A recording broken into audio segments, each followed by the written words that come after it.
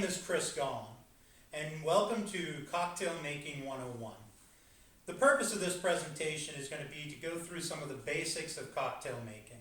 We're going to start with going through some of the ingredients and tools and glasses used in cocktails. But first of all, what I'd like to do is remind everybody that the legal drinking age in the United States is 21 years of age. And if you are not 21 years old, you should not be drinking. If you are 21 years or older, please drink responsibly. None of us want anything to happen to you or to the people around you when you're drinking. To start off, I want to go through what are the 5 main alcohols or spirits used in making a cocktail. Every cocktail should have at least one of these spirits. They are tequila, vodka, whiskey or bourbon in this case, gin, and rum.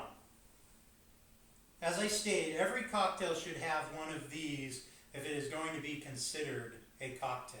Now there are a lot of other ingredients that can go in as well. Liqueurs, bitters, syrups, all sorts of ingredients. We're gonna be putting several ingredients into the cocktail that I'm going to review with you today. Now I'd like to go through some of the tools that are used. Okay, some of the main tools that are used in cocktails, and you're going to recognize some of these. Obviously we have our ice bucket, but this is a shaker. Primarily you're going to put ice and your ingredients in the shaker, then you're going to shake it up, and then through this end you can see that you're going to have a grated top so that it will keep the ice and some of the other ingredients, if they're loose in there, in the shaker, and only let the juices and alcohol and actual cocktail into the glass. The other tools that you should have for making any cocktail is primarily a jigger. And what a jigger is it's basically a measuring device for liquids.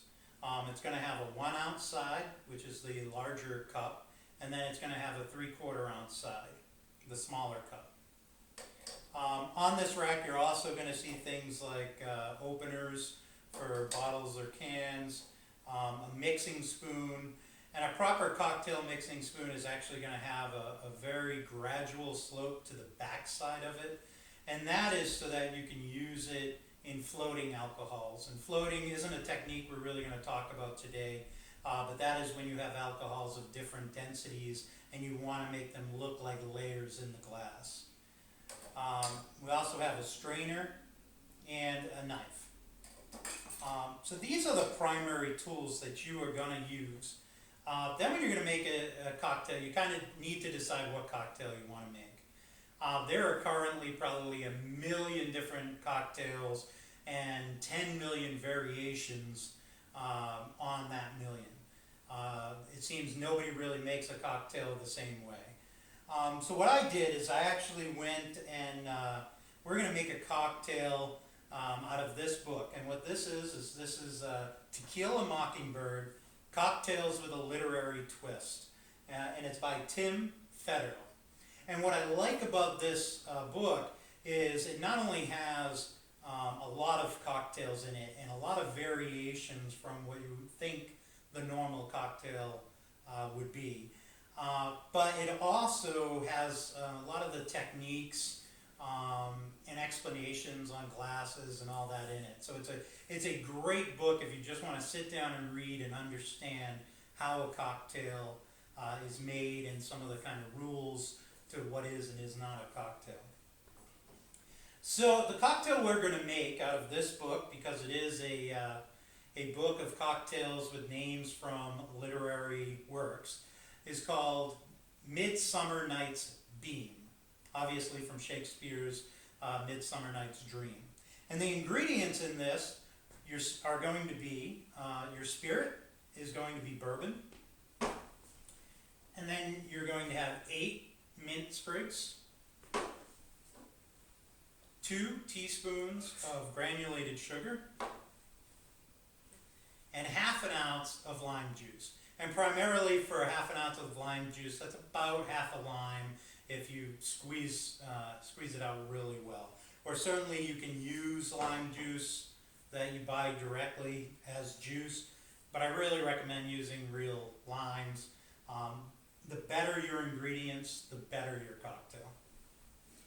And the last ingredient, which is going to fill out the bulk of the drink, is going to be club soda. So one of the reasons I chose this drink is because I did want to go through one of the techniques of making cocktails that honestly I don't see people doing when I go to parties at their house or an event that they set up where they don't have a professional bartender. So I wanted to go through muddling, which is this tool right here. And basically what this tool is, if you could see it, there are teeth on the end of this tool. It looks very much like a meat tenderizer, okay, the teeth shape. And this is used for muddling, which is grinding up the ingredients that you are going to be putting into your cocktail. And the reason you do that, especially when you have things that are made with real fruits, or in this case mint, is you need to get the juice out of the mint leaves. And the only way you're going to do that is really to muddle them really well, break up the mint leaves into small pieces so that it infuses the whole cocktail. We're going to go through this quickly. We're going to put in the mint leaves. We're going to put in the 2 teaspoons of sugar. And then we're going to put in half a lime or about half an ounce of lime juice.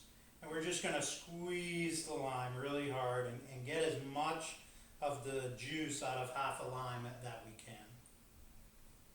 Obviously, you don't want making a cocktail to take forever, and that's why I kind of go through some of these quick and easy ways to know amounts.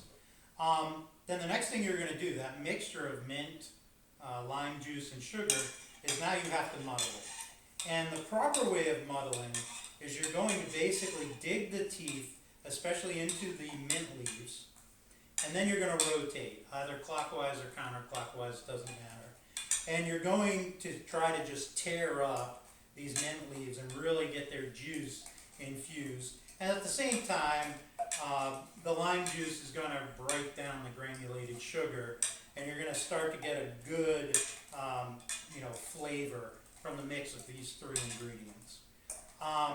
Muddling takes a little while. You don't want to only do it 5 or 6 times, because you want, especially if you're using mint, to break out as much juice as you can. So that's going to be the muddling process. The next step in this cocktail is actually that you're going to put in ice. The type of ice you would use for a cocktail is really up to you. It depends primarily on the cocktail and also on the look. So what glass you might use. You kind of want to use ice that's going to make the drink look good. So you certainly want to experiment, and most cocktail recipes that you're going to find are either online or in a book are going to kind of tell you what you should use. So the next step, we're going to put in the bourbon. Now for this, we're going to utilize the jigger, which is, as I said before, the larger cup is going to be 1 ounce. And so this particular recipe calls for 2 ounces. So we're going to put in 2 ounces of the bourbon. And then really there's only one ingredient left, and what that is going to be the club soda. And so what this is going to do is, keep it from being a very strong drink. Not to mention the sugar and mint and lime juice are really going to break up the bourbon.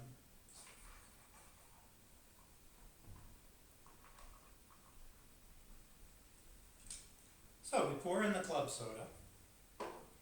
And for this drink, even though the recipe didn't call for it, I do actually think that you should stir it up a little bit. Make sure that, especially the sugar is not going to break down 100%, so you want to mix it up. But once that's done, then you are done. And you have a Midsummer Night's Bean. So I hope you enjoyed this presentation, and again, please remember, you have to be 21 years old to drink, and if you do choose to drink, please drink responsibly. Thank you.